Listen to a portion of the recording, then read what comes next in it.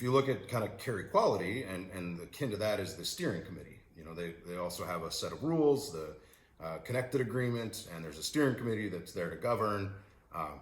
It looks a little different in that care equality is a network of networks, right? And the representation on the steering committee is more network and vendor based, and less the participants of each of those networks. Whereas in each of those networks, they're likely governed by the participants.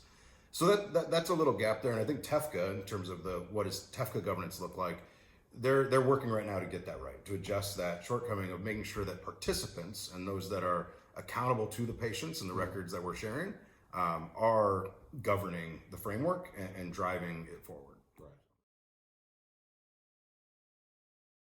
Now, the question of how does trust impact those, you and I and everyone that receives care from a provider puts a whole heck of a lot of trust in that provider to, help us be well, stay well, and live healthy lives.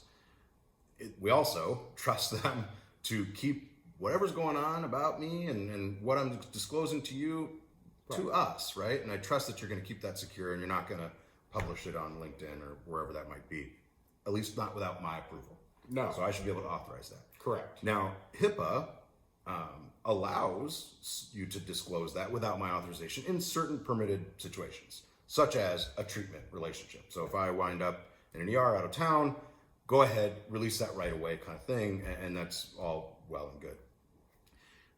Now, to answer your question of how do we expand that into other use cases too, regardless of the use case, even if it's treatment, you need to, you hear a lot of people say the rights, the right data, the right person, the right time, all that stuff.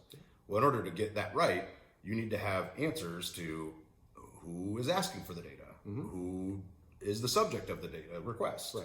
Why do you need that data? And then I can use those parameters and answers to deliver the right things. If it does reach a, capital D dispute level, I think that TEFCA must prioritize patient privacy over vendor confidentiality. They need to operate with transparency at all costs and work to do so urgently and show that this is a priority. It also needs to be, adjudicated by those that are accountable to patients. Right. The provider organizations, those folks who are accountable to patients need to be at the table to discuss these things. It can't be just a vendor situation where we're talking about those types of topics. So I think that those are some main things. And I think in general, with the governance shifting in TEFCA to be, representative of the participants, we will get there. Yeah. And I think that's what TEFCA is going to bring for the American public is that ability for me as the patient to be in the driving, right there, steering my health data where I want it to go, and it shows up where I expect it to and not where I don't expect it to. So I think that for a patient and provider, what they will experience is more trading partners. So we're hopeful that we'll see 100% of the providers in this country participating. I said this since I've been quoted from my 2013 December. Another part HHS. I said when I was asked, you said a lot. I just picked that up because that was really good. One of the things that I was asked at the end was, what should the providers do? And I said, act. That was the one where I was act. You need to get connected. You need to be able to answer the question. Yep. Am I connected with TEFCA? With a resounding yes. And that is still the number one thing. Yeah. Everyone needs to be able to say that. Now it's beyond providers, right? There's individual access apps. Are you connected to TEFCA? If your app's not, you're likely not going to have that easy, seamless experience for your users. Right.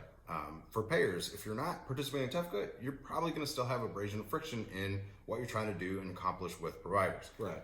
And public health, the CDC, they're very engaged right now. In fact, that's been live since June or July of this year, a couple months ago, and that's taking off quickly. So I think what the average patient provider will see is their expectations of their data secure, it flows where it needs to go, and they're in control, they're aware of what's going on, will be reality. Yes, what we do see, and our customers are definitely telling us, hey, TEFCA said it was going to be this single on-ramp for nationwide interoperability for all these use cases. It was going to bring my administrative costs down for all the different interfaces I have, for all the different use, for all the different connections. It's going to, give me a trusted place of good governance. with the federal government backing it to ensure that good things do happen. And if I have a capital D dispute, Mickey yesterday at the session that you were co-hosting with him said, the federal government's going to step in if they need to. Yep. And so we see this as a great place to go to, and expect that, like you said, 100% of our customers will be signed up by the end of this year, and then live by the end of next year, live 25. And so what does that mean for everyone else? I don't know. I do know that others have already been looking at TEFCA, been adopting it, been going live. Not quite at the pace as our community, but that's okay. Our community has led interoperability on many of these other initiatives, and they're demonstrating that again. I think we'll hit critical mass much faster than we did with care quality. We've gone through this, and so I think that 2025, 2026, there might be a natural kind of TEFCA is the single on-ramp situation, but right now we're in that time of transition and consolidation.